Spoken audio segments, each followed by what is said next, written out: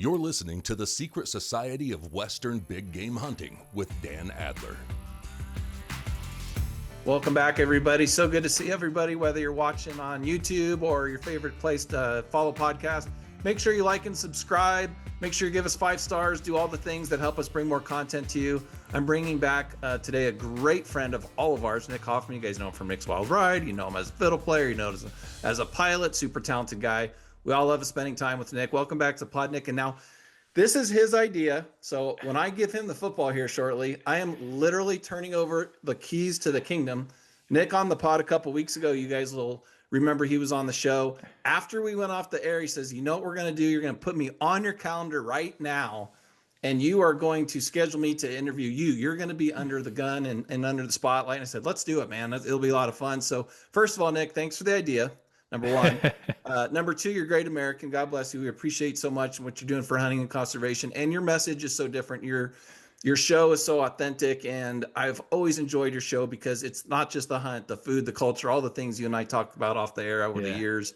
And super tickled to have you back. Always love having you in our hunting camps. And really, ladies and gentlemen, with that, I present Nick Hoffman. The show is yours, brother. I'm turning over the key. I think it is a good idea because you're like even though you're an open book kind of guy, and you do all these cool, motivational speeches, and you have these big, talks that you do with people, and you're a personality that people have known from TV and from, obviously you're the face of Diamond Outfitters and ZOF and all these things. But I think you're kind of a mystery in a lot of ways. I think there's a lot of stuff about you that people probably don't know, because you go online, you can read your bio, you can read some things. I mean, people know, you're a veteran, you're an Air Force veteran, you're Air Force officer, you're a family man, you're a guide and outfitter. But I realize that I don't even know a lot of things about you. For example, I don't even know where you grew up exactly. I realize we've been friends for a long time, and I got to think, I don't know exactly where Dan grew up. So you're a bit of an enigma in a lot of ways. So I think it's time to turn the damn tables. That's what I think. I think that we got to ask you some questions. You're always the guy asking questions. So I think it's a great idea, and it's cool that you're willing to do that. So, I think the place to start, Dan, is like I already kind of set it up. Everybody knows these things, these bullet points that I just said about you, television host, pilot, veteran, family man, outfitter, guide, accomplished hunter in your own right. But a lot of people, myself included, don't know, where does it all begin for you? I mean, this outdoor journey of yours, does it begin with family? Does it begin with friends? Where take us back to little Dan and kind of where it all begins in your head. And I'm going to leave that question kind of general because I'm interested to see where your mind and heart goes with it, because I want to know where does it begin? Tell us about little Dan. Yeah. So I grew up I'm a first generation hunter. First of all, it surprises a lot of people to know that. So me too. I'm first generation hunter. It's another thing you and I have in common. And, I was introduced to fishing when my grandfather passed away of cancer. I was very young, and he handed me down his fishing rods at 5 years old. And so I took this huge interest in fishing.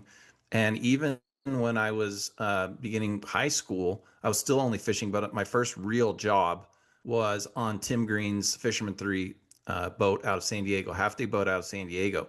And that's really relevant because as a kid growing up in Phoenix, the biggest thing Phoenix kids wanted to do in the summers was get out of the heat. And the best way for me to do that was I had some family in San Diego.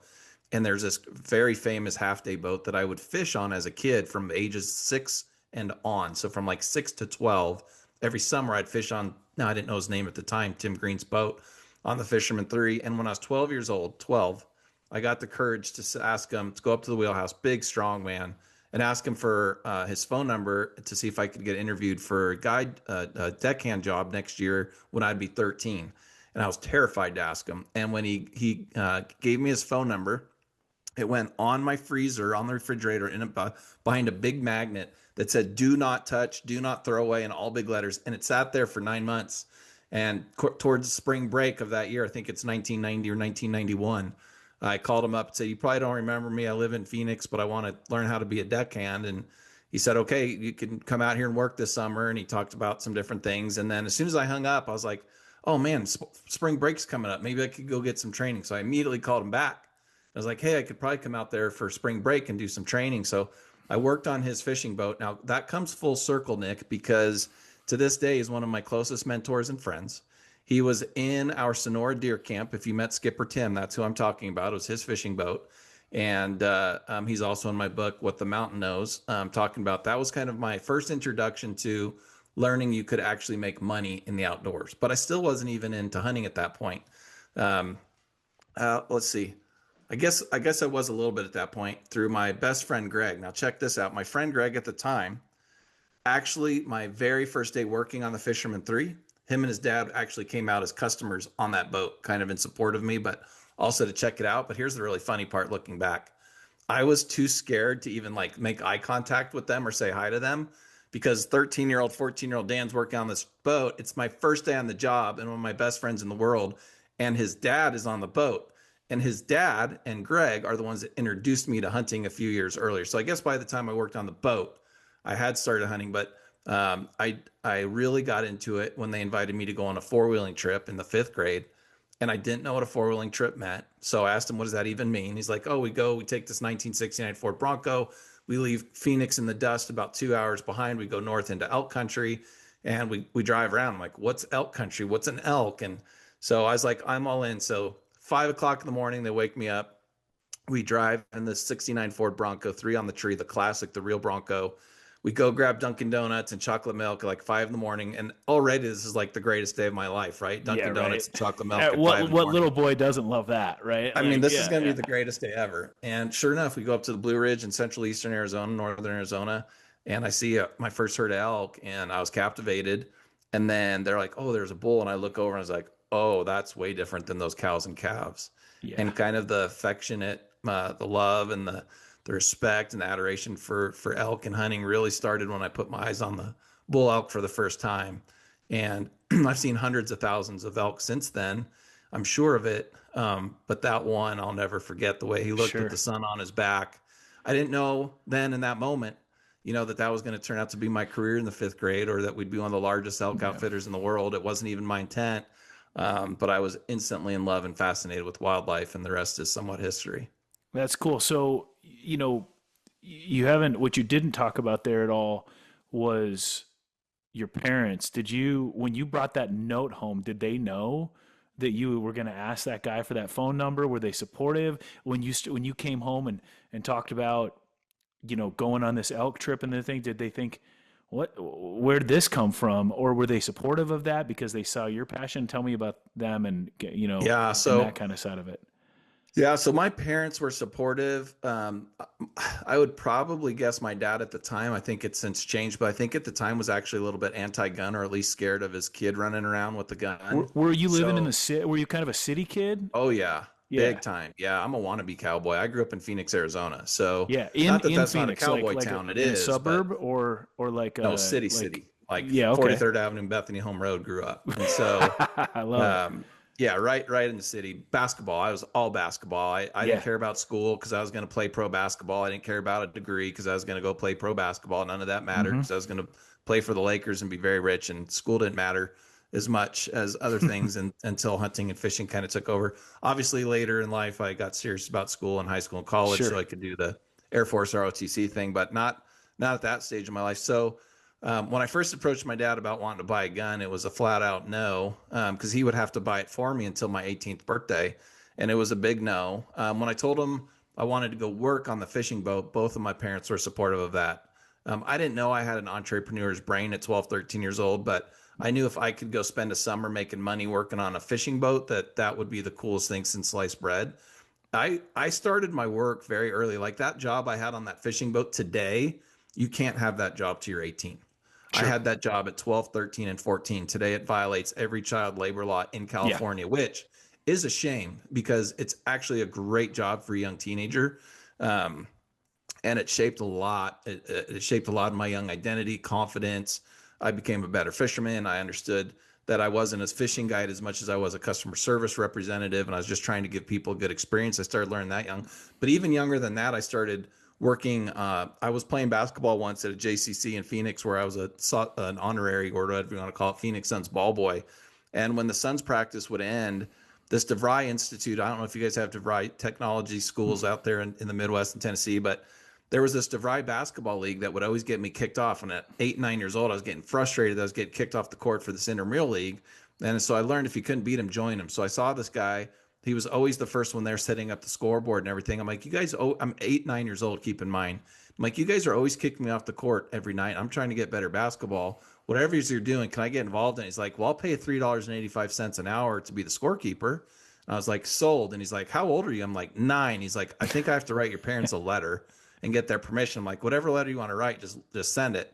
So I remember working for the DeVry Basketball League. So my point is, at 8 or 9 years old, looking back, now I know it's a little bit entrepreneurial. I knew I wanted to make money. I knew I had a purpose on things I wanted to spend it on. And so between that entrepreneurial journey starting young, and then fishing on Tim Green's boat, Skipper Tim's boat, and then to the point where I was actually working on the boat, to come full circle in 2026, where he was guiding again for us in Sonora, Mexico. And he's one of my best friends and mentors to this day. So it's a pretty really cool, special way the world goes around. Well, and you use the word entrepreneurial, but like you said, you didn't know what that meant when you were younger, but that's what that is. That's just hustle, right? You had a sense of hustle that I'm sure carried you through a lot of things in your life, and I think sometimes that word hustle, I don't know if you feel like this, but it might have a negative connotation connected to it because of, movies like American Hustle that are all about like hustlers, you know what I mean? Hustlers that are hustling you in pool and hustling you with drugs and all these things. But that's not what that word means. Hustle. I was a similar kind of kid. I think that I wasn't afraid to get in there and ask for what I wanted, even if if I didn't know it at the time. I was way in over my head, right? But that's a beautiful thing that you were able to go and do, because sports teaches you discipline. There's no doubt about that. But nothing teaches you hard work like hard work. Nothing teaches you how to be a worker without doing work, right? And so it sounds to me like that fishing boat was probably your first real experience with work, like real hard work. Yeah. So right? Just to give you some more context. So it was 6 days a week. I could make it 5, but I wanted 6. And then on most of my days off, whatever my 1 day a week off was, if somebody else didn't want to work that day, I was always asking them the night before if I could have their shift. And just to put some perspective on it, in 1990, the pay for the first morning half-day trip, which left the dock at 6 and got back around 12:30, and the second trip, which left around 1:30 and got back around 6:30, was $20 a trip plus tips. So I was looking at $40 cash per day if I did both trips plus tips. And I thought it was the biggest scam in the world to get paid $40 a day plus tips to go fishing on a boat I had paid to go fishing on. Felt like you had just fallen off the lucky tree and hit every branch on the way down, kind of thing. Every branch, and you were rolling in cash too, right? Like that's a lot of money for you. Bought my first, I saved all that money to buy a mountain bike. I already knew what I wanted, so I was goal oriented and had an outcome already. Again, using words now that I didn't know back then, but I had a very specific reason why I was there. I had a purpose. I knew what the mission was. I knew why I needed to work these extra hours. So yeah, I was like $40 a day plus tips. And I was doing the math to how I'd be able to buy this mountain bike that I really, really wanted. It wasn't some fancy one. It was at Price Club, which back in the day, I think was called, no, it was called Price Club. Now it's Costco, same company. Yeah. That's where I bought the bike. It wasn't some fancy tricked out thing, but I knew what I wanted. I knew what the end game was. And, so I didn't know it was called entrepreneurial back then, but I knew I wanted it. And, you talk about the hustle, the grind. So we did 12, 13-hour days continuously for 6, 7 days a week. And I didn't complain one bit. I loved it. From bleaching the decks to scrubbing. And this was Skipper Tim you did not want to leave a single fish scale on the rail of his 90-foot boat. Like you did not want to be the guy. Like he's big, he's strong, he's intimidating, but he's also the most respected fishing captain in the history of the San Diego Bay. So it was a big deal to work for him. There's a lot of other half-day boats And I really went for it by asking the top. And really, to be fair, the only one I ever fished on, but I knew all the competition.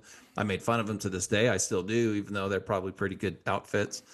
He's long since retired, but yeah, I learned the hustle, I learned the grind, but That's I cool. also love the work, Nick. So, Yeah. even today when I do my speaking engagements or the guiding and outfitting side, like, man, I always thought once I started the Air Force, it was going to be a 20, 30-year deal. And when it wasn't, it was because I went into entrepreneurship, and the guiding outfitting businesses was one of them. And I was like, man, if people really are going to pay me to take them on hunting trips, like, I understand that an elk hunt, a sheep hunt, a mule deer hunt for a lot of people is like such a top of the life bucket list item, like once in a lifetime or close to once in a lifetime. I'm like, people would do that with me. Like, Yeah. that was so humbling that I was like, I've got to make it an epic experience then. And so the grind, the hours, that part never bothers me. Um, I think I also overcompensate when I'm not working. I'm really not working. Like, I'm really relaxing. I'm really enjoying my family, really enjoying my time, my downtime. And that's because we have a great team, whether it's Yeah. several dozen of our hunting guides that are leaders, like your good friend and my good friend Matt, to my wife and her amazing admin team that's scattered throughout Arizona, North Dakota, and even the Philippines. Like, we just have such an incredible staff, such an incredible team. Nobody succeeds alone. And so the grind doesn't bother me because I'm in the business of making people's dreams come true, and that's ridiculously fun for me. Yeah, it's so cool.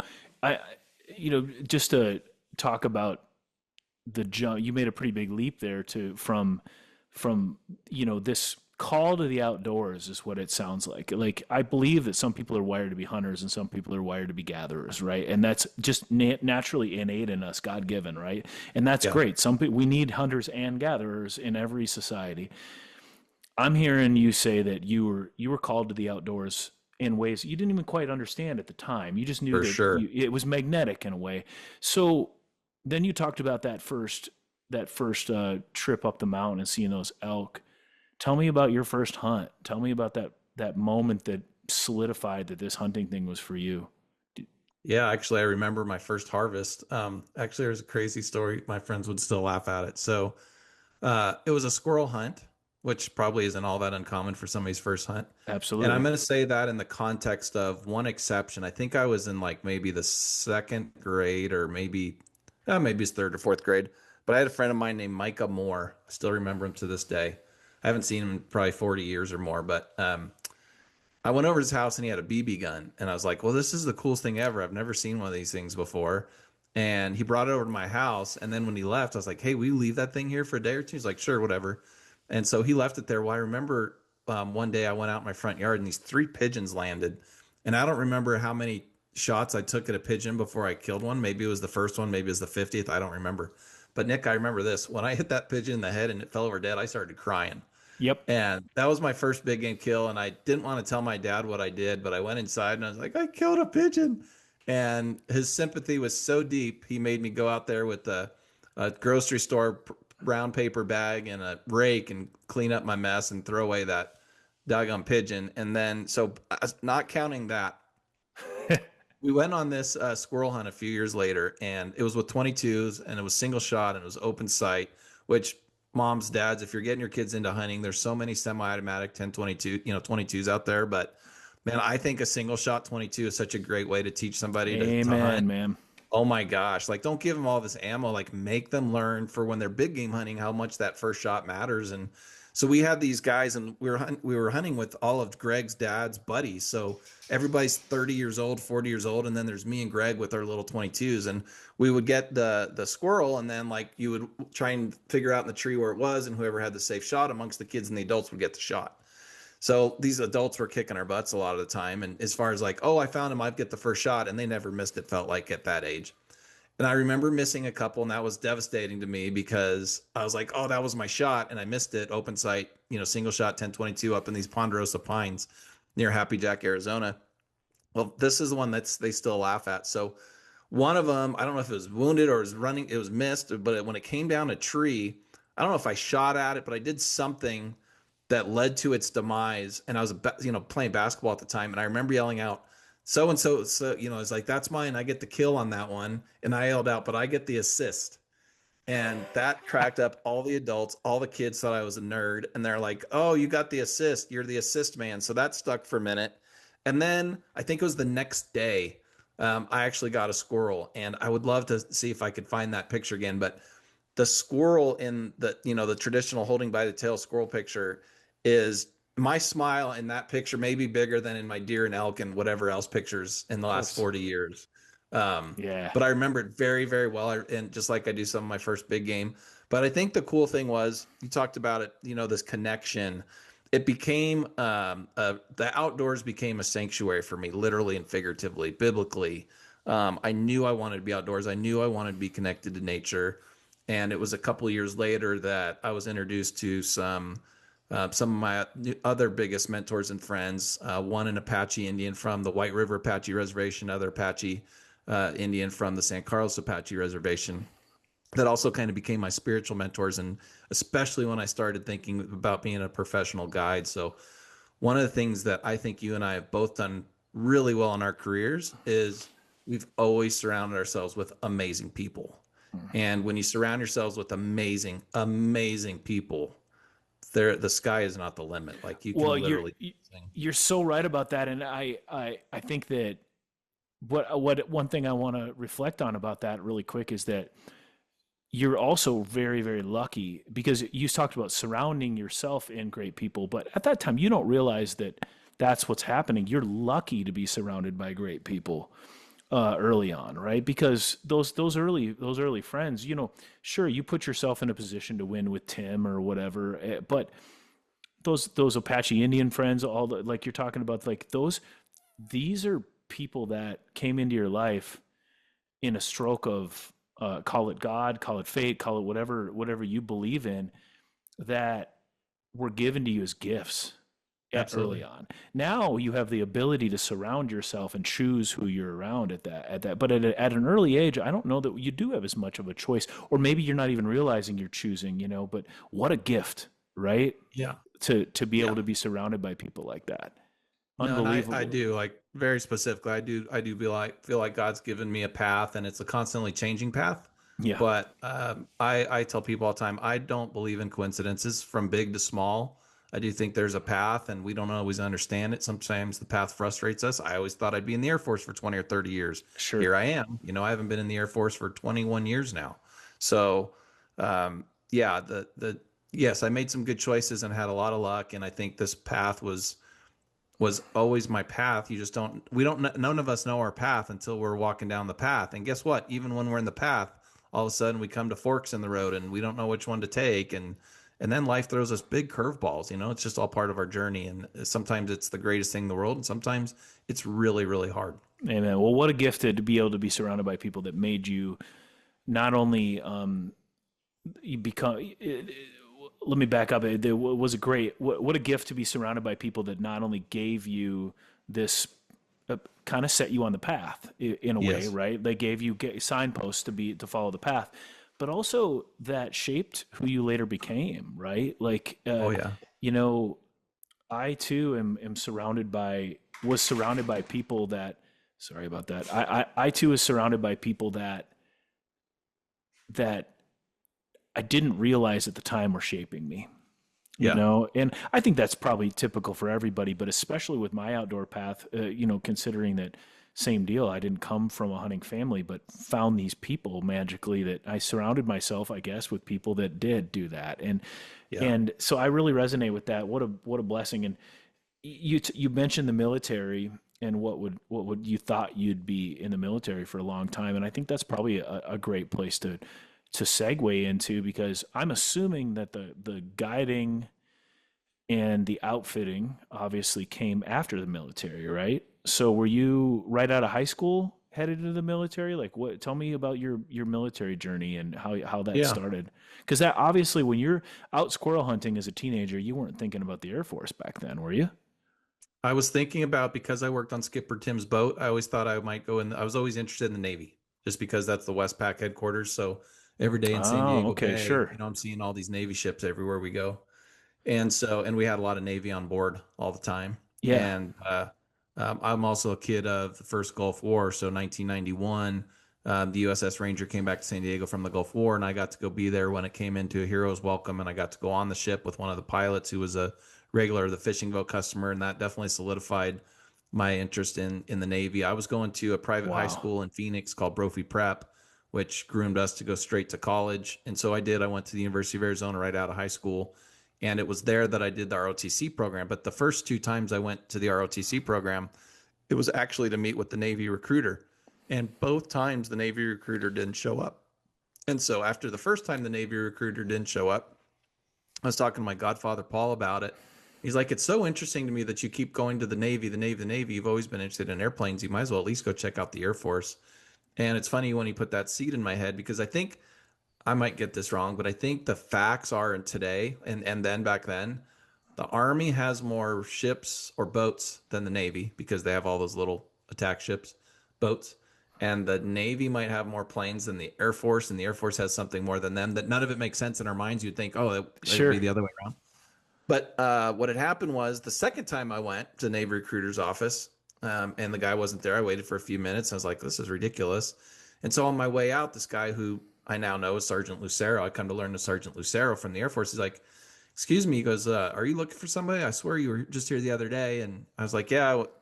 Ironically, the Navy guy didn't show up. And so our second appointment. And he kind of laughed about it. He's like, well, what about the Air Force? And I'm like, I don't know. I'm like, at this point, I would sit down with anybody that shows up, right? And I think literally he sat me down and he's like, look, we have this express super high dollar scholarship you can get right now. And my eyes are huge. And I'm like, oh my gosh, because I'm paying out of pocket. My parents did not pay for my college. Everything's being self-funded by me and where I'm working. And so, and this is full-time college life at the University of Arizona, Tucson. So, he's like, oh, it's this scholarship and these perks and this bells and this whistle. I'm like, oh my gosh, what do I got to do to sign up for that? And he's like, well, what's your major? And I'm like, well, right now it's finance. And he goes, well, you got to change it to physics. And I'm like, nope, I am not your guy. I just need to leave right now. I'm terrible in science. I'm terrible in math.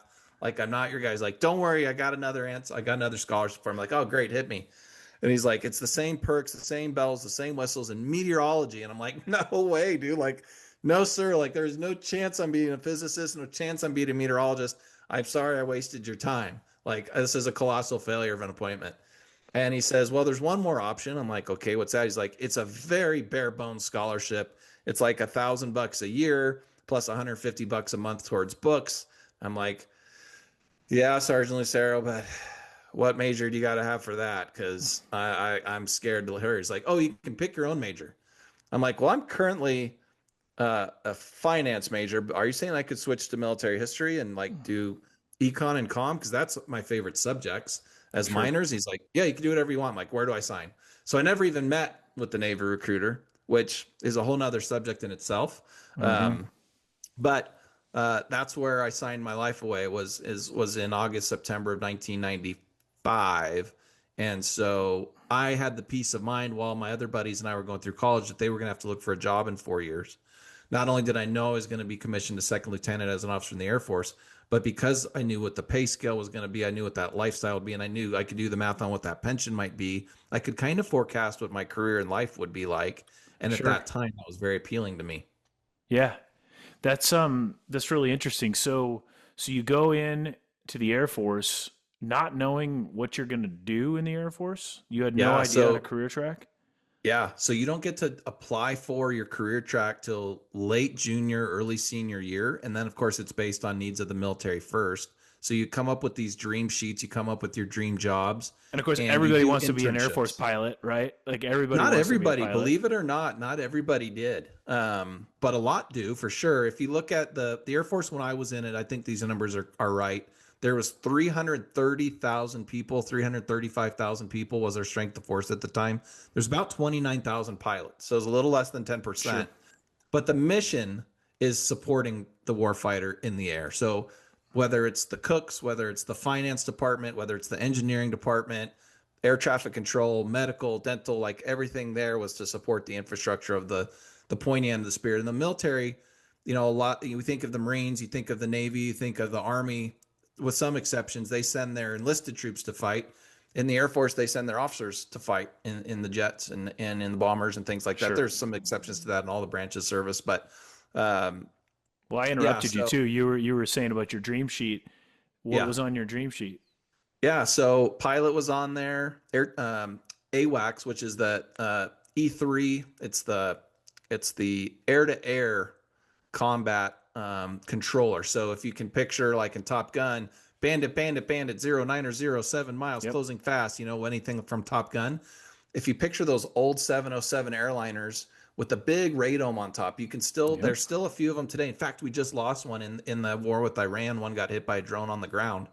But it's the E3 Sentry, or we know them as AWACS, Airborne Warning and Control System. Yep. So what we did was we did internships in the military during our summers to try to help figure out what we wanted to do. So one of mine was on AWACS, which was awesome because Cool. you're literally in these giant airplanes, but they're just monitors. It was older technology, but it's just monitors of literally people. And you might be sitting next to the guy that you're fighting air to air with, but you're controlling your airspace for your side. Let's say you're the red team, and then the guy sitting next to you is the blue team, and you're actually turning Yeah. each guy into each other and doing that whole air. It's air battle manager is the name of the job. It was an air battle Sure. manager. So I wanted to do that.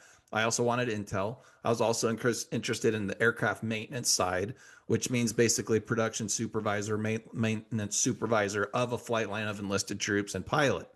And they immediately blew me out of the water for pilot. I knew they would because of my vision. So I failed all the physicals for the vision. So I knew my only path to pilot would be later in my career to apply for it again. So I made my dream sheet without the pilot on it. And what's cool about it, talk about journey, talk about a path, is my first choice was intel, be an intel officer, intelligence officer, which means you brief people on threats and Sure. assessments, things like that. And my second choice was aircraft maintenance, which is the tip of the spear officer who doesn't actually get to turn the wrenches, but runs the flight line, runs the flight line maintenance operations. We call them sortie generation commander or sortie support flight commander, things like that. It's the tip of the spear for that piece of the military. And I, my last month or two before I graduated, before I found out what I was going to be, I had a change of heart. I was like, man, I put down intel officer, but now what I really want to do is be maintenance. I want to be on a really cool platform. I want to run a flat line full of amazing men and women that are at the tip of the spear. I wanted to be in the fight. I didn't want a career that was like in an office. Like if I'm going to be in the military, I want to be in the real military, Sure. That or I makes don't want sense. to be in, especially at 19 years old or whatever I was. So when the day came that we found out we were, not only was I told I was going to aircraft maintenance, which in my heart had become my first choice, even though on paper was my second choice. So when they told me, they're like, I know you put intel as your first choice. And the way they were saying, I'm like, I didn't get it. And I was relieved, but they were trying to let me down easy. But then the anxiety became, well, what did I get? And they're like, you got aircraft maintenance, like sweet. But then what was cool was I got one of my top five bases too, which was Langley Air Force Base in Virginia. Now, why would an Arizona kid want to go to Langley Air Force Base in Virginia? It wasn't because it was in Virginia.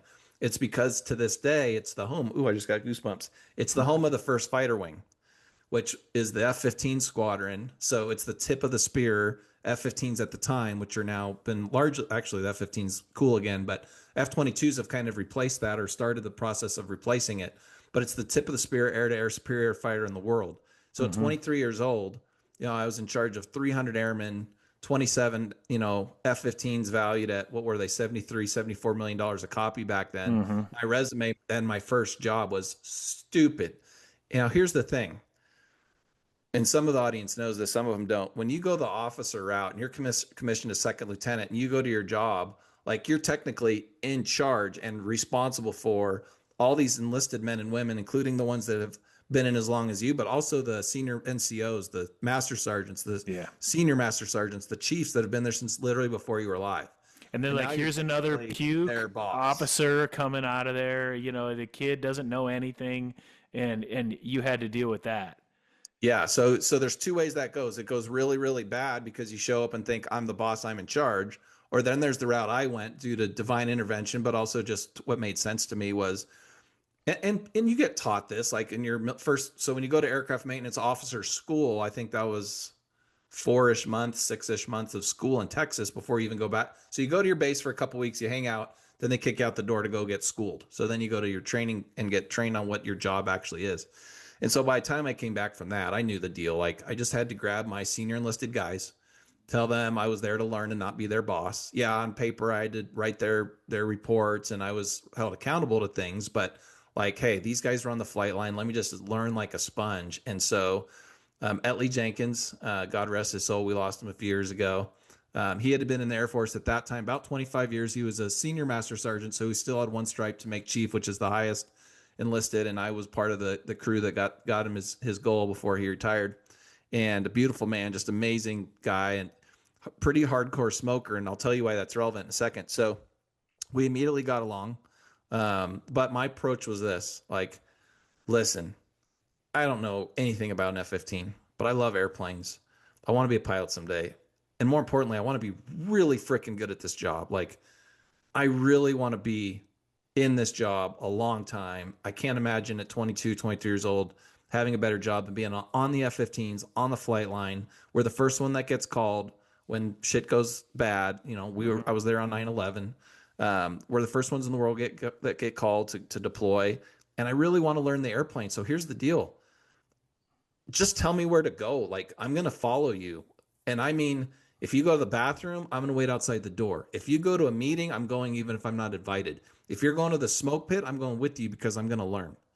And I didn't smoke then and I don't smoke now, but I followed them. And you know the deal, like water, what do they call it? The water cooler conversations, the smoke pit conversations. I learned a lot. If he was going in a truck to a meeting, I went to the meeting. And I actually got known kind of like as the lieutenant that would show up at these different meetings. And it got to the point where people would actually turn to me and ask me questions because they almost knew I would be there. And most of the time I had the answer to the question, which is why I went to the meeting to begin with, was I knew I'd learn more about what we were doing and deployments and things like that. So, but you know, anybody listening now, especially if you're going the officer route, just because you got the rank and the title, learn your job from the best. Learn the job from the guy that's been doing it 5, 10, 15, 20 years for ago. And don't let them get out of sight. Like, ask them questions. I would go and put on overalls and go work on the jets. And I'd be like, now what do I do? You know, I don't want to break anything. But just really got my hands dirty and really loved the work. Well, that's a great, lesson or metaphor for what you tell your young guides now, right? Yes. Like, you get a new young guy that comes in and they're like, "You got any advice for me?" You're like, "Yeah, take it from me." I know you got hired here because you're a good hunter. There's no doubt about it. You know what you're doing. You know how to get up there and kill elk, but you need to listen to these guys that have been doing this for a while. And I would assume that's a piece of advice you give these young guys now, right? Yeah. Like, go to camp, but don't act like you know everything. Sit back and listen for a little while. Yes. So you'll find this hard to believe. Although I think you met Keegan, you met Marshall, you might have met Liam. I could go down the list. Yeah, when we started, first of all, when I started the guide business, obviously it's just me. Like, for the first 3 or 4 years, there was nobody else but me and my wife before we started hiring. But now this is our 21st year. And we have interns that if we have somebody that's like super motivated, super energy, but they live in the Midwest or they live back east or live in the South, it's like they can't just show up and guide. So I'm like, look, here's some paths for internship that other guys have done on our team successfully. And it's painful. Like, there's no other word. It's extremely low to no pay. If you don't have a guide license, you can't make tips or I can't give you gas money, but I can't go put you with a Nick Hoffman to guide the guy. I don't care how old you are. I mean, if you're a good hunter and a good guide and you can do the things, then that's different. But we make guys go through some, I think, pretty grueling internships. I don't mean like from a hazing perspective. I mean from like, how are you financially going to be able to go for 6 or 8 months and learn this job to maybe guide in a year or two? You got to really want to do it. Right? You got to have. That's the thing I've always had is the stick-to-itiveness, and that's the thing in our guys that have gone from intern to guide. They've learned under my leadership, but more deeply under guys like Matt Woodward's leadership, Daniel Drown's leadership, Tim Green's leadership, some of our cooks' leadership, Mike Harris's leadership, Lane Chitwood's leadership. Like, you go down the list, and we have created such a great crop of young talent. But they did the things, and they did the things that most young men their age won't do. Yeah. It's not just, go dig a cat hole 4 feet deep and that's your first job in camp is to go dig a crapper and set up the crapper tent. We're not just hazing you. Like, these are the things. I mean, think about when it was just me. I did all of it. I had to set up the camp before the clients were there. I had to tear it down after they left. I still tell stories of the guys where we're wrapping up their cow elk hunt that should have been done 2 or 3 days earlier and it wasn't. And so we knew this was going to happen. I knew it in my head. I told my wife on the phone, I was like, these 2 guys are going to kill their cow elk on the very last night of the hunt, which is the night that I'm supposed to break camp. And I've got 120 miles to get to my next camp for a hunt that starts the next day. And they did, and there's a lot of stories like that. And this is why a lot of people quit the business. Is it's hard. Like, we make it look very glamorous on TV in 22-minute segments, but there's 7, 10, 14 days of hard work that goes into 22 minutes of, trying to capture all that in 22 minutes is hard, to get everything, all the details that went into it. So we have some incredible young talent that'll run this company long after I'm gone because they do the work. They're not scared of the work. And more importantly, they understand to truly be a guide or outfitter at a high level is not a job. It's a lifestyle. Well, I think that's a lot of that's. I'm sorry, I interrupt. Go ahead. What's that? I was going to say, when you understand it's a lifestyle choice, Yeah. more than it is a job, it's a lot more rewarding, and it's financially rewarding eventually. It just, you've got to be willing to do the things, and maybe other outfitters handle their internships better than I do. I'm certainly open to that, but we are creating what I think legitimately is the best crop of guides in the United States, and pound for pound, I'd put them against anybody in the world. I've got 2 of my top guys right now, Marshall and Keegan, have spent this whole spring in New Zealand. I just wanted to get them some more experience on the mountain. And I continue to pay their salaries through that because I want them there. So we're just building it right, because I've done it the wrong way. I've learned from the School of Hard Knocks, and the things that we did right, we're trying to replicate that, and the things we screwed up, I'm trying to make sure we never do that again. Well, I think that what I'm hearing you say too, or maybe what I'm reading between the lines, is that what you created here goes back to why I just asked you that question. You are inadvertently or advertently creating a system based on things you learned in the military, and that's a blessing, because you are bringing up and training talent and being a leader and allowing people to make some mistakes, but as long as it doesn't compromise the mission, right? And I'm hearing a lot of that out of that. And what a cool thing that I bet you, when you were in the military, you would have never expected. You weren't looking to suddenly become a guide, right? And then suddenly here you are, and that's how your transition between those things that's a whole nother podcast and a whole nother story, But what a cool thing, and those guys are lucky to have that. And you do it in a very subtle way, the same way that it sounds like that staff sergeant did for you back in the day. He didn't sit there and just coddle you, but he did mentor you. And there's a big difference between helping somebody and mentoring somebody. And I actually, when I go out and speak, you do a lot of speaking. When I go out and speak, I talk a lot about mentorship. And the big thing I always talk about is that a mentor, a true mentor, has a vested interest in helping somebody succeed over a long period of time. Just taking somebody out to hunt for the first time, that's not mentorship. That's helping somebody get introduced to somebody. That's inspiring someone. But a mentor is somebody like your staff sergeant. And now, like you and Matt and Lane and Mike and Dan are doing for these young guides, you are mentoring them for a long period of time to not only create great guides, but create great men, if I'm hearing you right. And of course, if you had a woman guide that came along, I know that you have that wants to do it, you would embrace that as well too. So obviously you're creating good people. I don't mean to just be misogynistic about it and say, just men, but that's what, if I'm hearing you right, that's what you're doing. And of course, by doing that, in the military, you create a great force. In the outfitting business, you create a great business. And that's, I would venture to say that a big key to your success with Diamond and with ZOF is got to be your military experience, right?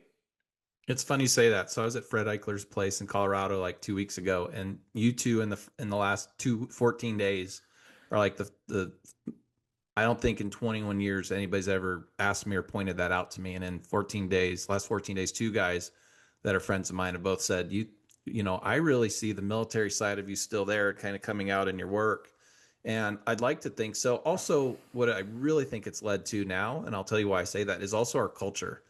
Because in the day-to-day operations, like I said, 21 years ago, it was me, myself, my wife, and that was it. Then we started hiring some guys, and then it grew and it grew and it grew on good reviews and happy clients, just like any good small business does, right? And it's grown to this massive entity that it is today, but it's still one client at a time. We still have that small family-owned business feel, but the culture is there. And I know the culture is there because, man, I hate to even say it out loud. I don't get to nearly as many camps now as I used to even 3 or 4 years ago. And there's 101 reasons for that. But one of the best things about that, and one of the best reasons for that, is our culture is there. You can see our American flag in our camps. You can see it in the quality of our food, the quality of our camps. We don't always get it right. Like there's times where we have to course correct, just like any business or like any pilot. But if you look at our over 2,000 5-star reviews and the high percentage of clients that come back, the 98, 99% of Zero Outfitter Fee clients that come back, that keep their membership year after year, it's the culture. And I know it's the culture because it's not just my opinion. It's, what did Mike Harris say about this? What did Lane say? What did Matt Woodward say? What did Daniel say? What did Keegan say? What did Marshall? And then our guys that are much more part-time, like I want their opinion too. We do an annual, I call it shareholders meeting every year. And this year it's July 5th. And we come together from all parts of the state. You know what's cool about this? Talk about our culture. These guys don't say, hey, I drove here from XYZ town. Do I get some gas money? Do I get compensated for my time? Like, what does that look like? We do cool stuff. I think we're going to do a Diamondback scene this year. We did kart racing last year, but we still do our team meeting. Like we still do our things and have the culture. And so what I'm trying to say is when you go look at the camps, whether I'm in them or not, they have that continuity because Matt's that type of leader, because Daniel's that kind of leader, Keegan, Marshall, go down the list. It's got that diamond feel, what we call the diamond standard, right? The diamond standard. Every camp should have that same diamond standard. The menu should be the diamond standard. The opportunity should be a diamond standard. The scouting should be diamond standard. So even if I'm there or not, it really does come back to culture. And yes, I think I got a lot of that from the military. It's just taken 20 years to kind of recognize it, But if it's not replicable by with it being able to remove a part and put another one in, then that's what you learn from the military, right? If you can't repeat it when you replace a part, then the system falls apart, right? The only way you can expand is if you have a system that is replicable and has a culture, just like the military. Yeah, I hear you loud and clear. That's really cool. And you probably didn't realize it at the time that that's what was happening, but we're a product of our environment and we're a product of our past. And I'm hearing you say, and I see it as having not only been a client, but also a friend of yours and Matt's. I think that I don't think this system would work without having that past that you've had. All things happen the way they're supposed to, and man, you can really feel that veteran influence here, and it's really cool. Again, just like the military, the goal, what's the goal? Success, right? Yeah. Client success is your goal. And so client happiness, and obviously success on the hunt, that's your goal. As an outfitter and a guide and as a businessman, your life is consumed with that, right? Like success, just like it is in the military, mission success. What is your personal definition of a successful hunt? Oh man, great question. So the first thing that comes to mind is a 10 out of 10 experience from our client and a 10 out of 10 review. And what you didn't hear me say there was killing an animal. Ultimately, our ultimate goal, yes, is I think we will be successful by killing an animal. But our ultimate goal is to provide a lifetime of memories in 7 or 10 days on a hunting vacation. And so I don't just call them a hunting trip. In fact, when strangers ask me what I do for a living, I don't know. I want to go down the rabbit hole of telling them I'm a hunting guide. I just tell them I'm an adventure travel. And if they ask more questions, then it ultimately comes up what I do.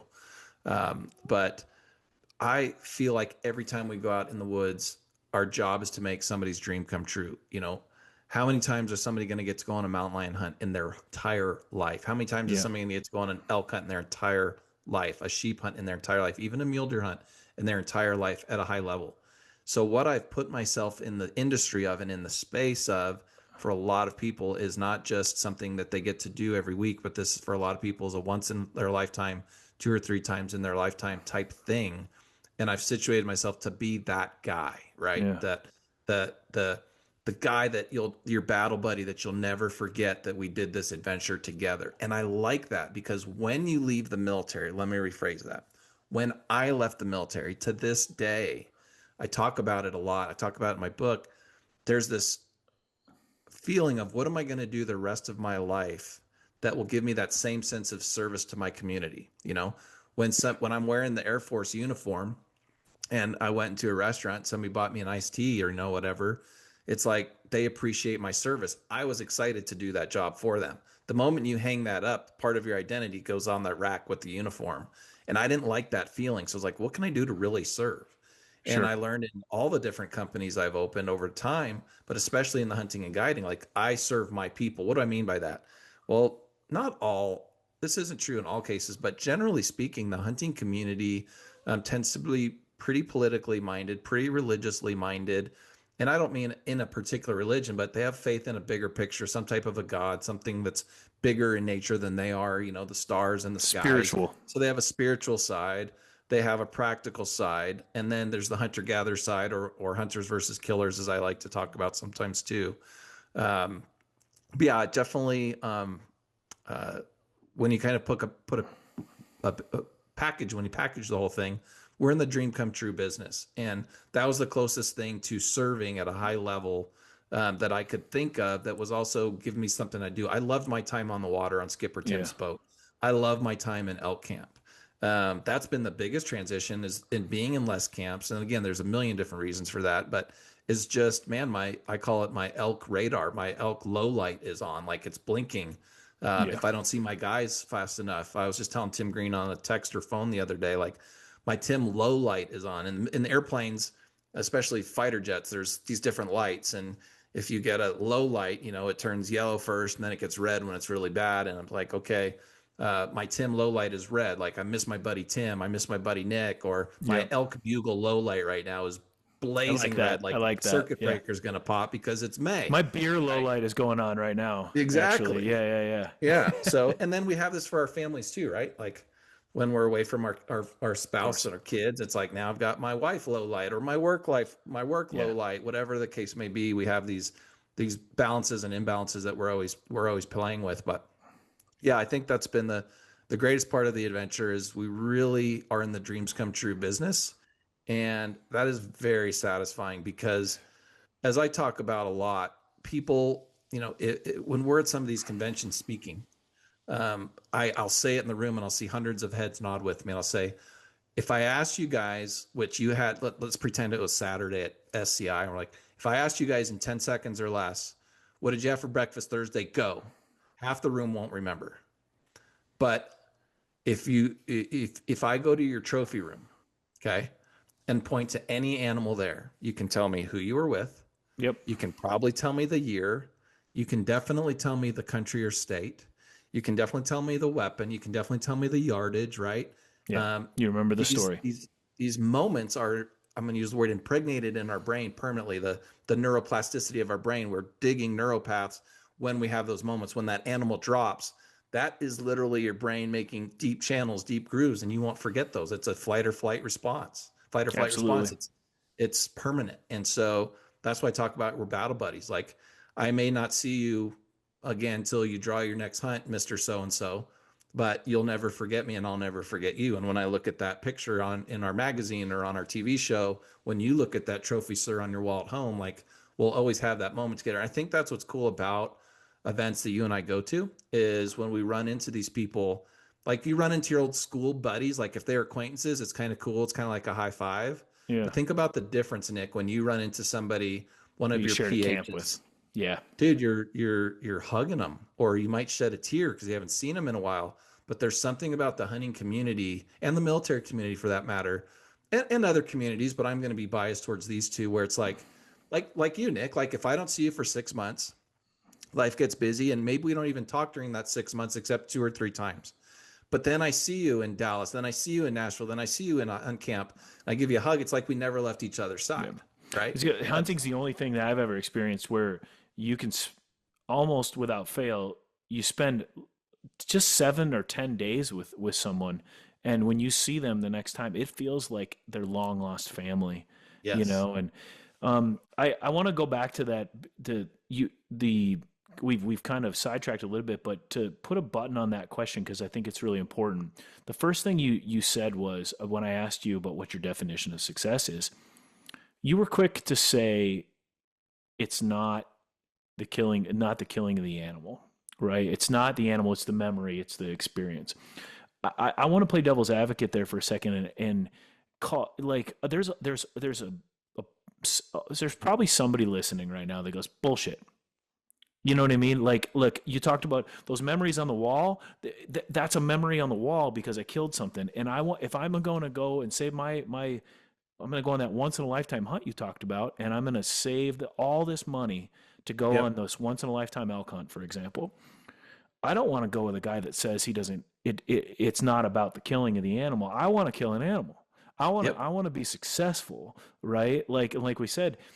And I totally understand what you're saying. What do you say to that person out there that's like, well, you just lost me as a customer because the killing an animal should be the first thing on your mind.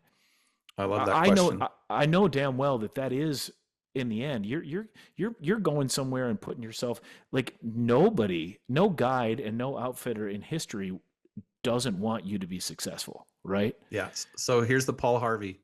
And for you young kids, that means here comes the rest of the story. Yeah. So here's the Paul Harvey on that. And thank you for calling me out on that. That's one of the things you're so good at. So you're right. The first thing I said was making a lifetime memory for you, not killing an animal. And I know I'm going to make a lifetime memory for you. But here's what I also know that I didn't say. For that guy like you, it's like, wait a minute. You might have just lost me because I don't do business with you. Here's the thing. My guides know the number one things my guides know is they have to, if they want a job at Diamond Outfitters, if they want a job at zero outfitter fees, if they're an outfitter that wants to be part of Diamond Outfitters worldwide, they have to be a PhD expert in controlling the things they can control. You can control your scouting. You can control your equipment. You can control your energy. You can control your confidence. You can control your effort. You can control how you speak to a client, your professionalism. Those are things you control.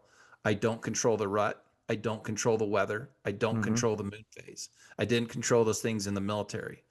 But I had to know what those phases were. I didn't know what those conditions were. So the things I was going to control, I was always going to win. So to your point, when my team, no, leave my team on the side for a second. Since it's me, it's personal because you asked me a personal question. If I'm guiding somebody, I know they're going to get their opportunity at their animal. It's a byproduct of me controlling the things I can control. Yep. So not only am I going to give you a lifetime of memories, but you are going to get your animal, unless you just miss a lot, you are going to get your wound or something, and there's exceptions to that. Absolutely. Hey, look at my 21-year career. I know I've packed over 700 animals off a mountain.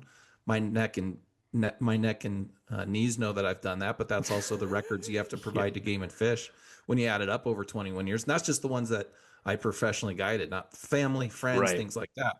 And so I know, and I'm actually really glad you asked that question because I had thought of it in that light, because that is always my answer. And you're right.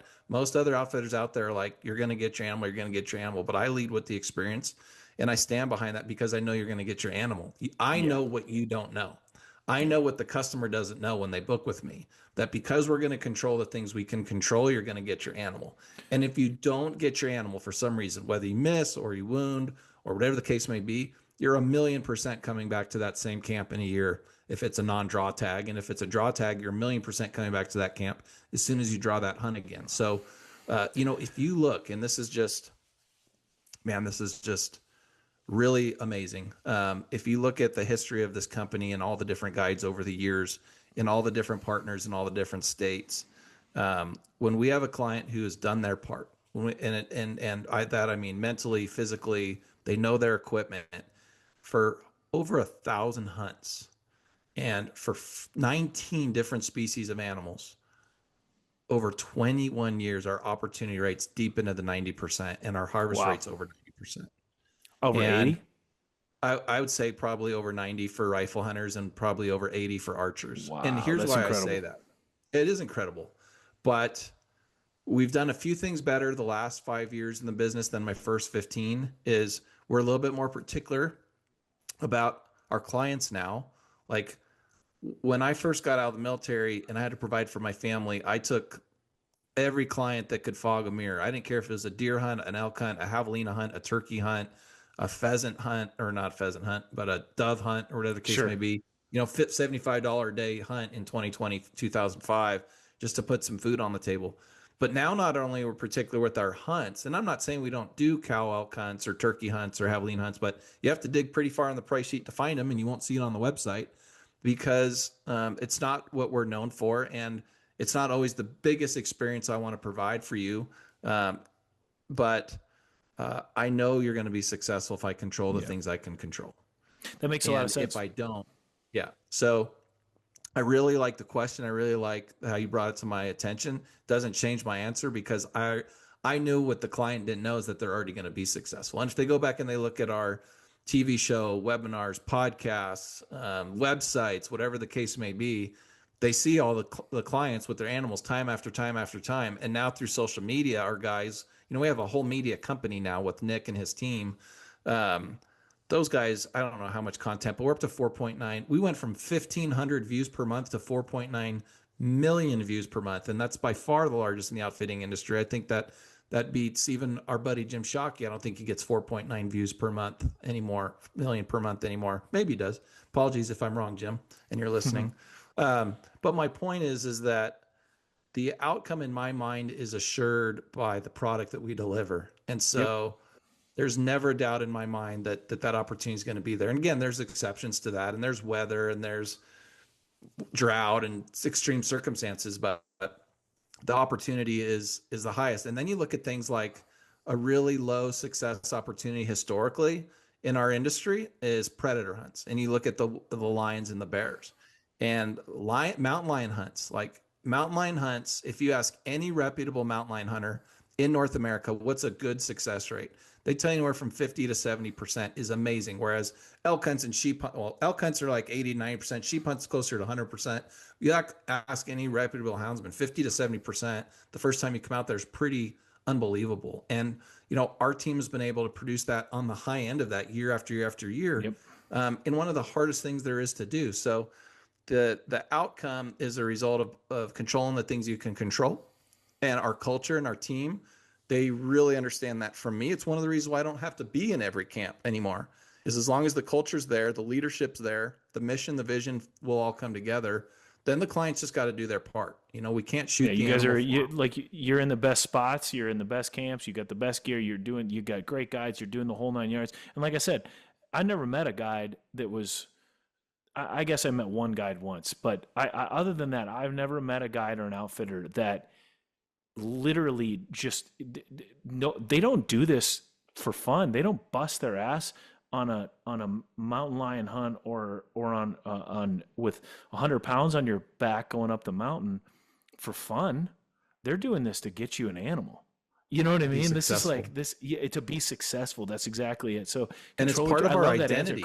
Yeah, it's exactly right. Like they look. I've been there when I've listened.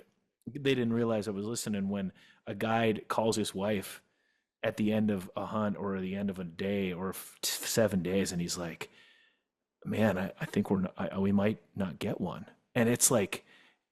They're just heartbroken over it, right? And they don't realize that I heard him say that, because they're trying to stay positive, but they're not.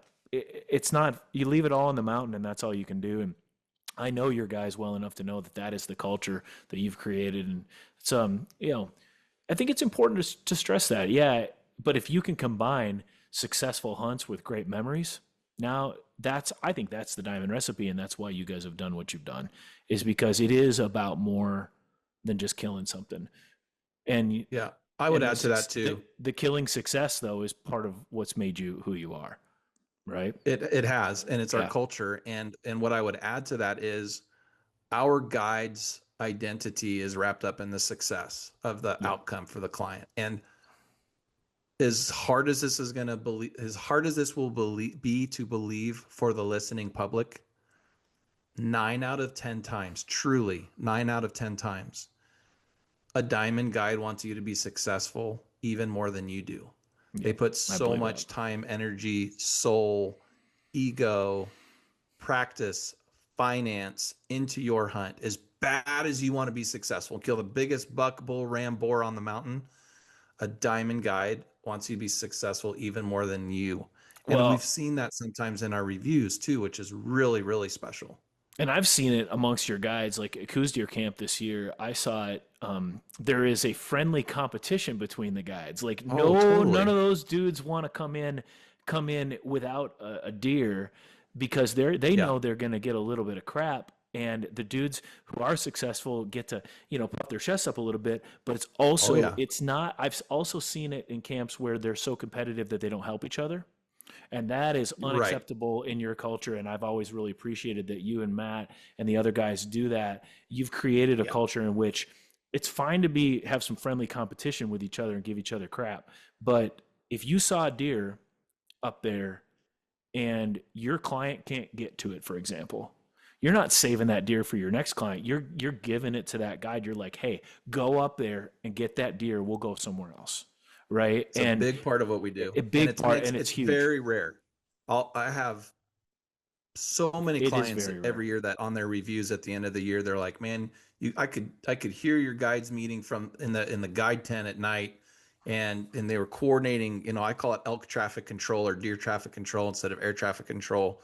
But the clients pick up on that. They're like, hey, we noticed when we tagged out that the guides didn't go home. They stayed and helped everybody out. And we noticed they'll tell us that they've been in camps, like an elk camp in another state. And it's like all the guides just stayed, they kept to themselves. They didn't want to talk to anybody at dinner. They didn't want to talk to anybody after dinner. They wanted to go and take off and do their own thing and be quiet about it. And not in these camps. Like we're helping each other. Like I said, if you got a Yep. guy that's not quite physically able to get to that next mountain, somebody's going to kill that buck or bull or ram the next day because who knows what's going to happen if we wait a week or Yep. two. So Exactly right. it's a total team effort, and that is certainly part of the diamond standard You that I'm talked most proud about, of too. yeah, it's awesome. And it's something to be proud of because, like you said, that is rare. Um, to kind of change the subject a little bit, I'm curious because you've had the opportunity, like you said, 19 or 20 species that you guys guide and outfit for, plus all the stuff that you've got go around the world and hunt. What species do you think commands the most respect from you, like as a hunter Okay. and as an outfitter? Yeah. But just So forget the outfitting side of it. As a yeah. as a hunter, for you and as a guide, what species commands the most respect from you? So I'm going to take a little bit of a path you probably weren't expecting on this answer, but as soon as you asked me the question, like both Eddie Glochet, who goes by Bishy, or Bob Stevens, Bob, my two Apache friends of mine, who I don't even think they actually know each other. Um, but here's kind of my belief through their eyes that I learned as a teenager. So when we kill an animal, whether it's a squirrel or a desert bighorn sheep or an elk or a deer, it's the spirit of the same animal that's come to you time and time and time again. What does that mean? You go out on opening day and a whitetail comes right in front of your stand in the Midwest and you kill that deer. And 6 weeks later, and that was opening day and it felt like it was easy. You walked to your stand, opening day came out right into bow range and you killed him. Okay, great. 6 weeks later, you go, I don't know, to Montana on a mule deer hunt. And this one's the opposite. It's a 10-day grind. And on the last day at the last light, you get your mule deer. Two different hunts. Whitetail hunt, textbook, first morning. Mule deer hunt, 10th day, didn't think you were get one, got one at the last moment. In the Apache way, you'd be told, as much as you think you were hunting for that whitetail, or as much as think you were hunting for that mule deer, that animal chose you. Mm-hmm. So if that sheep that my wife got, that desert bighorn my wife got in December, is the same spirit of the same animal that I had harvested 6 months before or 10 years before, whatever the case may be, to me, that whole concept is just so beautiful that you think you're hunting the animal, but ultimately the animal had to choose you. The animal chose to give its spirit and soul to you. Now, I'm also of the faith that God knows when you're born and when you're going to die, and he does of all the animals in this world too. So I don't believe that anything I've harvested or anything that you've harvested wasn't predetermined, in its own way. So Interesting. God made an elk like right now. Like I actually think about this stuff, and maybe I'm going to lose some fans here, but right now there's a nilgai in Texas. Right now there's a water buffalo in Australia. Right now, there's a Cape buffalo and sable in Africa that in 2027 I'm going to harvest. They're already alive. They're already at their peak age, and in 15 months I'm harvesting them. Right? Our paths are very far apart right now, but when our paths cross, it was predestined by God, I believe, and I think that animal's ultimately going to choose me.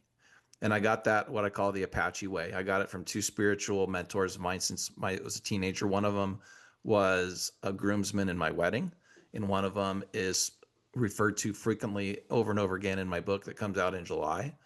And that's the Apache way. So that's the first part of my answer. I think all life commands the same level of respect as far as, you throw a rabbit in the back of your truck, it's just a rabbit versus a deer. I think there's reverence for all of them. I like in Europe, you've seen this, how they put the last meal, the last little bit of nibbles in their mouth, the last couple. I mean, I love all that culture. I can't wait to see what that's like in other continents. What we did in New Zealand, what we did in Ireland, what we did in Argentina, some of the other continents I've been to. But as I go to new ones, what those local cultures are, that's one of the reasons why I do it. It's one of the reasons why I like what you're doing so much is you present that side of it, which is such a big part of the experience for me. I'm not going just for the hunt.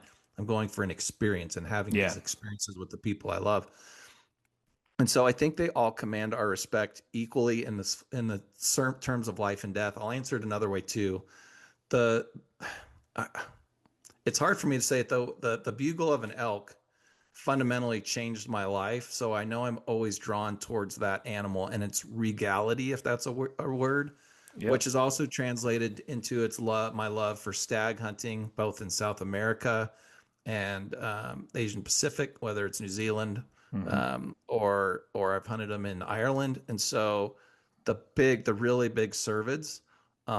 But I have a feeling when I go do this Cape buffalo hunt next year with a bow, or any of these adventures that I haven't done before, they all command your respect in different ways. And I think ultimately they're all God's creatures. They're beautiful. And if God predetermined from their birth and my birth that we were going to intersect in life sometime, I think that's a beautiful thing. And I feel very blessed just to be part of that equation. Yeah, that's a really interesting answer and a take on it that I actually really resonate with, but wouldn't have expected, because obviously I was more insinuating like, and you answered it towards the end there, which of these animals, gets your respect the most as a huntable species. But I think it's really important to look at it like that too, that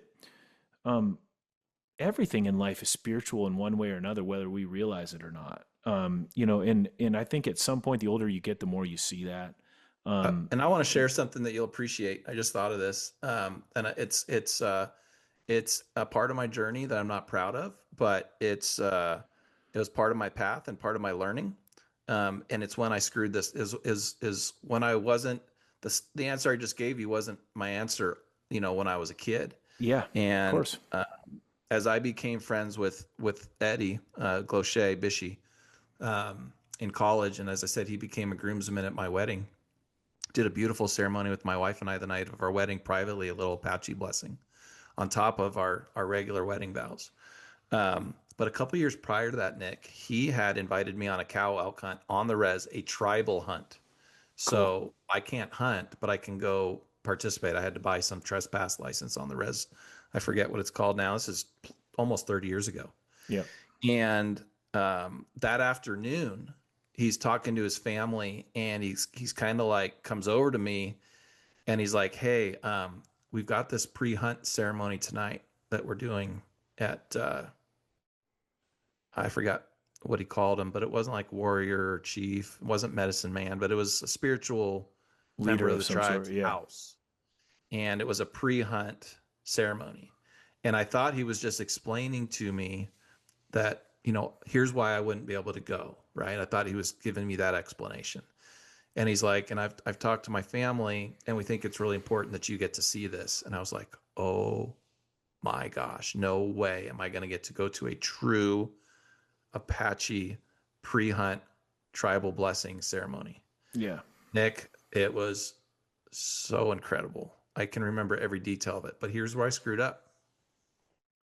So first off, let me share, I believe in all of this stuff. Like in Africa, in Europe, in Asia, I love those cultures. I love the pre-ritual hunting prayer, whatever that culture is locally. I'm not too big for my britches to go, this is how I do it in my culture, in my religion. We're doing it my way. It's the opposite. It's like, this is your place. I'll teach you how to do it in my place. I'm in your place. You show me what to eat. You show me what to taste. Right. You show me, like, I'm your guest and I respect your culture and your animals. And here's where I really screwed up. And I'm not proud of myself, but I'm sharing it with God and everybody right now. There were freaking elk everywhere. And the whole next morning, I'm like, it's because of the prayer. It's because of the prayer. And so Bishy's over here and he's got an elk and there's this big herd. It's a cow elk kind of, if I didn't mention that. And his brother's over here and his cousin's over here and they're getting elk, you know, and this is so amazing. So now we're gathering up all these elk and it's really cool. And there's so much gear and elk now that there's not enough room in the truck. So I said, I'll ride in the back of the truck. Like I just want to do that. And so there's not a lot of places to sit. And I sit on this elk and we drive back out and we get to the place where we're going to hang these elk up. And as soon as I get out of the truck, like their demeanor all shifted and they're all looking at the ground and it feels like they won't talk to me. And I'm like, oh, something important must be happening and we're going to go do something. And they're getting mentally prepared for whatever's going to happen next. And next thing I know, we're like hanging and cutting meat for hours and hours. And Bishy's grandmother came over and made fry bread and literally with elk with nothing on it, but fry bread and elk, no seasoning, no nothing. It was like the greatest thing I've ever eaten, but they're still not talking. I'm like, this is getting really weird. Like, I'm just going to stay humble and quiet. And finally, I apologize. It took me so long to get here, but I was like, why is everybody so quiet? And he's like, Dan, what did you learn at that ceremony last night? I was like, respect for the culture, respect for the animals, respect for the Apache way. Like, go down the list, brother, like all of it. And I'm like smiling and excited with my answers. And he's just deadpan. He's like, yeah. And that whole ride out of the woods, you're sitting on the back of an elk, like some kind of conqueror, like you're the top of the heap, like you're the top of the food chain. And I was like devastated. I was like, I'm so sorry. No wonder it didn't cross my mind. We were hustling and trying to get out of there. You know, this is 21, 22-year-old version of Dan. And to go through that ceremony that night and to not think about that the next morning or the consequences of sitting on a physical elk. It's to this day why when you look at Diamond Outfitters websites, you won't find, if I've seen it, tongues hanging out, gut shot, hands on the horns. No, we also don't center the hunter on the animal like a lot of guides do. We center the animal because we actually want the animal to be the hero of the picture. And I think that's what a lot of hunters get wrong in their personal photos is you've got your hand on the antlers or the horns and you're the hero of the picture. You want to center the elk and do all these things. I finally met my match on this in Matt Woodward because I've always referred to myself as a picture snob. And when I met Matt, I was like, this guy's a bigger picture snob than I am. I love this. And so I believe in that too. Unless something slipped through the cracks, all of our web pages, all of our social media is super clean. I mean, we'll cut the tongue off if we have to, if we can't get it to stick, you know, there's respect for the animal. So anyways, that was like a low light in my hunting life as a young 20-year-old that I took to my guide. You know, I remember with my guide business as part of our culture in the Apache way, but it's also just the right way, right? Like, you know what though? All of those guys made mistakes that their elders corrected them on along the way as well. The path to any sort of spiritual enlightenment, and I certainly will never claim to be spiritually enlightened by any means, but the path to any spiritual enlightenment of any sort on any level is fraught with mistakes. In the Christian religion, we call them sins. You know, in in the Apache religion, in the Apache way, I'm sure they have a word for it as well. I'm not sure what it is, but there's just those are just everybody does that, and the fact that you're still talking about it, and the fact that it helped The make you who weight, you are, the weight. that's Yeah. right. Yeah, and it's like it's a big part of the way of life. We're defined by what we learn from our mistakes. I believe that, and it's cool that you're able to talk about it. And then what a cool story to share. And I would challenge anybody listening right now to like they say in Alcoholics Anonymous, take what you want and leave the rest. And I think that's something to take away from this is that um, we're taking lives, and we're not afraid to say we like doing it or the process of it. I personally don't love the killing. I like the hunting. The act of killing something to me has a lot of weight, and that's what I'm Hmm. hearing you say, and we share that. Has a lot of Hmm. weight behind it, and that's a cool thing. What a cool story. You mentioned the tongues hanging out and the pictures and all these things, which is a consideration that is fairly new. Hmm. You know what I mean? When you started hunting, when I started hunting, we took photos with our film cameras, and we those photos maybe made it up on a bragging board at a gas station or something like that, but they weren't shared by anything other than with your family and your friends.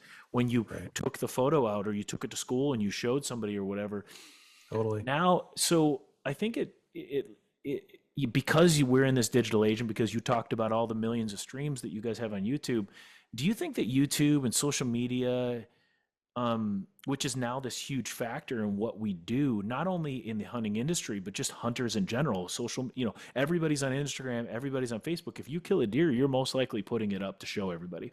Do you think that hunting, social media, YouTube, um, videos, TV, all these things. Do you think that that's made hunters better or worse? Well, hunters certainly can be their own worst enemy in that light. First is the first part of that answer, when we do it wrong. And I think the consideration has got to be, there's the 10% that are downright anti-hunters. Where you're always going to have that 10%. They're not our audience that we're trying to change their minds with our social media pictures. And Right. then there's that other 10% that's us. It's that middle 80% that hasn't made up their mind yet, that we're really in charge of that destiny. If we share our story about clean eating, if we share our story about nutrition, if we share our story about family, God, the sanctuary of being outdoors and how important that is for us, and then the pictures represent our words in the same light. You know, it's not the old pictures of the buck hanging out of the truck with its tongue hanging out and a six-pack empty beer cans crumpled up in the back. Like, Yeah. I think we can be our worst enemies if we don't do it right. But when it is done right, kind of like artwork, it may not be for everybody, but there's that middle 80% that's like, well, it's kind of a really pretty picture. It's a beautiful animal. You look like you're really happy.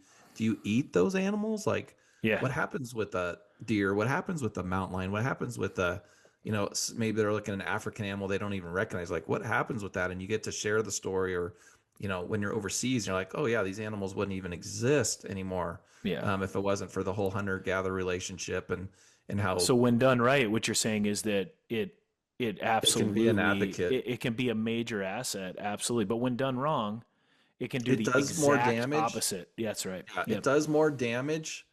One can do more damage than 10 can do together. So we have to really do it right. There's a few guys out there. I don't need to say their names. You know who they are. I know who they are, that really flaunt the kill, kill, kill and shoot everything that moves. And they kind of perpetuate that, and they poke that bear. And I get it. That's their identity. That's their genre. That's how they want to be known. I think in the bigger picture, we're not, because we are in the life and death business. There is the downside of that is much higher than the upside. Yeah. And so whether it's those particular individuals or those particular programs, even the times I've watched them and kind of gotten a kick out of it, I can certainly take away, like, this is not a good look for our sport. Not in a judgmental way, because who am I to judge another human? But in the big picture, when this goes viral way, is this going to represent who I am as a spiritual hunter? Is this going to represent who Nick is, who our clients are? Or is this going to hurt our reputation? And it would be hard for me to think those guys even think what they're doing is good for the reputation of hunters. So I think we've got to be very, very careful now. But again, done right, you did such a great job with your speaking engagement in Nashville, talk about the whole mentor mentee thing. And that's our message, right? It's like, how many kids can we get away from screens? How many kids can we get into, maybe they weren't religious, but putting them in the woods as they found their church, their synagogue, their temple, their sanctuary. They found their spiritual home. Like, that's what it's become for me. Yeah. And so it's really, really important to be done right, because everything, it's like the news, right? There's 150 bazillion things that happen really good every day, just in this country alone. There's like 10 things in a country of almost 400 million people that are bad and are sad. That's the thing. And that's tragic. the thing that we end up talking about. And that's what makes the news. So you're saying that you think it's better on a whole for these digital outlets than you'd rather see it and have it than not. I think we have a better opportunity than we've ever had to get our message across the right way. I just don't think we're winning enough hearts and minds at the moment, but the opportunity's never been better. I agree with you. I think that's a really good one. And we're definitely needing to wrap up on time here. I could keep talking to you about this forever. A, because it's a great conversation, but B, because these are things that I've never gotten to ask you before. And I know it's really cliche, but before we get done, I do kind of want to rapid fire you with a couple of simple answers, simple questions, because I'm curious about your thoughts on this, and in all these years and your experience, and having, you have not only the experience of 700 plus animals of a pack out on your own back, but also living through the experiences of all these other guides that you work with and have mentored for, and the story. I mean, you hear this, you guys have a group chat with all your guides. You're hearing the stories of 10 hunts a day, right? So there's a lot of lessons learned from that. So I'm curious about these things. Like, the first one I have is, what's the most overrated cartridge out there? What's the cartridge you're like, if somebody shows up, you're like, oh, it's going to work. That's fine. But what's the overrated cartridge for you? Yeah. Overrated, not underrated. Overrated. The big Lapuas, that when somebody just shows up with way too much gun for themselves. Yep. Where they're going to flinch too bad, they're going to hurt their shoulders, they're going to flinch from the ears. Like, today, I mean, it's 2026. You can shoot a 300 PRC with no noise and no recoil. Why would you show up with something, so big and so heavy that you can't carry? You're going to want to stay close to the truck, and you're scared of. That you're scared of, and ruin the experience for you. Like, going to the range is supposed to be fun. It's supposed to be something you look forward to. And for most of our clients, I think they find it more like a necessary evil. So I don't know, like a 378 or something like that, something really, really insane. I get the guys that like the double, I totally get the big bores, the draw to those, especially for like some of the African and Asian hunts and some of that kind of stuff. Yeah. The double barrels, like in the history I'm that goes obsessed with with that. them. So I totally get that. But it's not for everything. You know what I mean? Yeah. There's no doubt.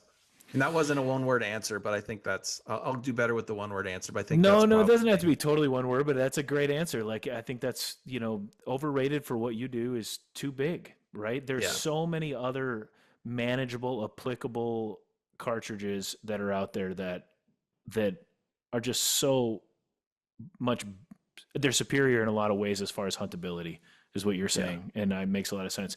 If you don't like going to the range, you're shooting too much gun. Yeah, it should be. You can learn, and then you can learn to shoot something. You have fun with something else and work on your mechanics and work on those things, and then do something else down the line. I mean, or shoot that bigger gun less often, right? Yeah, absolutely. What's your favorite game animal to eat? Water buck. Ooh, interesting answer. Water buck in Africa. Buck. Yeah. Mm-hmm. Okay. I wouldn't have seen that. I don't know if I've ever eaten water buck, come to think of it. Yes, I have, because I've taken one water buck, and we did eat a bunch of that water buck when we were in camp, and I liked it, but I don't remember it being superior in any way. That's an interesting answer. It really surprised me. Yeah, that's cool. Zebra for me, like that. Oh, cool. I would not guess that. Yeah, zebra for me, same deal. It's like when one day we had the guy brought out like 4 back straps, and one of them, he didn't tell us what they all were. Gave us a piece of each, and it was like wildebeest, kudu, eland, and zebra. And Nice. it was like it wasn't even close. The zebra to me was it. It's funny. Cool. Boots or optics? Good boots or good Optics. optics? Which one's more important? Optics. For what you do out west anyway, right? But I guess I don't know. I think Well, I'm let me tell picking you boots. So I get the answer, but here's also something that I've also said at a lot of I do a whole seminar about glassing. It's called Pro Series Glassing Like a Pro. And one of my quotes in it is, you will kill more with your eyes. You'll kill more with your optics than you will with your feet. And I talk Fair about enough. how that's hard to convince my walk-in stalkers in Europe, my walk-in stalkers in New Zealand, the guides there that want to walk in stock. But I also have a quote where I say, I am a professional glasser, cleverly disguised in the guide business. I say that often. I'm just a professional glasser, cleverly disguised in the guide business. I've never claimed to be the best guide in the world. I've never claimed to be the best hunter in the world. I've never claimed to be really the best at a lot of things in the world. I've always thought I was one of the top 100, 200, something like that glassers in the world. You can dig them out. I can Yeah. dig them out. And it was a learned trade. I wasn't born with that. I sucked at it, and I sucked no at it, doubt. and it drove me nuts. In fact, anything I've ever gotten good at, I've never been that guy that was naturally born good at. I don't think anything except maybe I've always been comfortable talking, public speaking. But being good at basketball, being good at fishing, being good at hunting, being good at shooting to where I could be on 11 years of the best of the West, being able to shoot my bow with an audience watching me, things like that. Those were all learned behaviors. And I was Absolutely. terrible at it when I started. You don't get good at glassing without hours and hours of working at it. There's no doubt about it. You have to train your brain to do it. Yeah. I feel like I'm just now in, just all these incredible hunts and all these great people I've had to learn from and all this stuff. I feel like I'm just now starting to get to where I can hold my own behind the glass until I get with somebody like you or Matt. And I'm like, how the hell did you find that? You know what I mean? Yeah. And that's the answer is time on the water, as my dad used to always say. You don't catch Yep. fish without time on the water, right? Like Yeah. that's great. Couple more here. We'll go. Horses or side by sides? Side by sides. That's a controversial answer. I'm a wannabe cowboy, man. I'm a wannabe cowboy. I have always gotten my butt kicked by stock, whether it's Mike and Lane's who are damn near foolproof, John Porter's who are damn near foolproof. Every story I've got with stock ends in something getting hurt or broken or I fall off, not thrown off, fall off. Like I could do a whole podcast on Dan's fails on livestock. So I love you're my not side you're by not side. arguing that they're one's more effective than the other. You're saying for you, put me behind a steering wheel and send me up the mountain kind of thing. What's more effective? I'd go with livestock, but what's more Dan is definitely fair enough. I I love have it. worse freaking luck. I still have massive, what are they called? Scar tissue on different parts of my legs from different wrecks on horses or mules, and they're all stupid. None of them like have a great story. I've had a mule that I fell off, literally turn, look over at me, and laugh at me. And they do that. I'm like, that thing I'm still on my back. I'm like, it laughed at me. So yeah, that's my answer.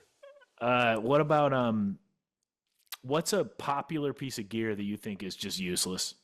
Like if somebody comes to camp with it, you're like, you can leave that behind. You're gonna be very surprised by my answer, but it's a spotting scope. And it's because most people are not good enough with their own binoculars on a tripod to carry the extra weight of a spotting scope in the field. Because if people come out west or for an international mountain hunt and they think they're going to glass with their spotting scope, they're nuts. They're going to get vertigo. They're going to get seasick. They're going to get eye fatigue. They're going to want to quit and move more often up and down the different mountains instead of stay in one place and glass. So believe it or not, even on our equipment list for our clients, spotting scope is completely optional, especially if we're doing some big hiking camps. Yeah. I'd much rather you have a really high quality binocular on a tripod than a spotting scope. So believe it or not, I believe for most people, especially if they don't do it for a living or do international mountain hunts or Western hunts a lot, a spotting scope is the most overrated piece of equipment. But you have to have amazing binoculars on a tripod. Yeah, I Amazing agree with you. pole. Tripod or something to even just set them on, like something. Yeah, that makes a huge difference. It's Hmm. amazing how much more quickly you can start finding stuff even with a pair of 8 bys Oh if yeah, you if can it's keep a high them steady. quality. Yeah, if you Absolutely. can keep them steady. Last one, living or dead, one person that you wish you could hunt with. Wow. I don't know why Theodore Roosevelt just popped into my head, but he did. So um, I think I'm gonna. It's a really great question. I'm just trying to think like who else. That's who popped in there, so that may be the answer. Might be my Um, answer. yeah, I think for me, first of all, I'm a history major, right? Yep, And I love military history and I love history of the world. And what some of his quotes today are still so relevant, absolutely. about maybe more relevant now than the movement that we're doing today. Now, historians will laugh at me at this. You're probably laugh at this too, but I would argue the North American conservation model is he started that before he knew what it was called. But more importantly, I could probably list in 30 seconds 25 species that I know in my heart. Scientists could disagree with me, but I know in my heart from overseas would be 1,000,000% extinct if he wasn't one of the first people to put boots on the ground and have hard conversations with tribal leaders and presidents and prime ministers and say something to the effect of, you can continue to sustenance hunt all these bulls and calves and cows to their death until you guys also die and your culture goes away, Yeah, or you can start taking the path of wealthy Americans, wealthy people from Western Europe will come here. They will hunt the oldest bull on the mountain, the oldest ram on the mountain, the one that probably can't even reproduce anymore. They will leave all of the meat for you. They will only take the cape and skins, maybe share some meat with them while they're here. And in exchange, you promise to never kill for sustenance again, because we'll provide all the meat, so you don't have to kill the cows and the calves anymore and kill everything that moves. Which he was the first one to also have empathy and say, I see you, I feel you, I understand why the starving mother would tell her husband, go kill the calf yeah, Gemsbach, go kill the calf kudu, go kill the mother with pregnant of course. twins, right? Because our family needs sustenance. But to have that type of visionary leader to say, people will come here, they'll pay, they'll take the ones that are not producing in society anymore, they'll give you all the meat, and you guys promise to never hunt for sustenance anymore. Some blend of those two will lead to the conservation of the species, and you guys will have a surplus of the Yep. animals that you don't have now. To have that kind of Or you're vision just back gonna then. if you're not so short sighted. If you I'm sorry if you're so short sighted, 2 generations from now there will be none. Yeah. If you care about So protecting your people, right. think about this. Is what you're And we saying, we right? saw in our country, like we saw what the result of, um, kill everything that moves. We could Absolutely. talk about the bison. We could go in deep rabbit hole about our bison population and what that was then and what it is now.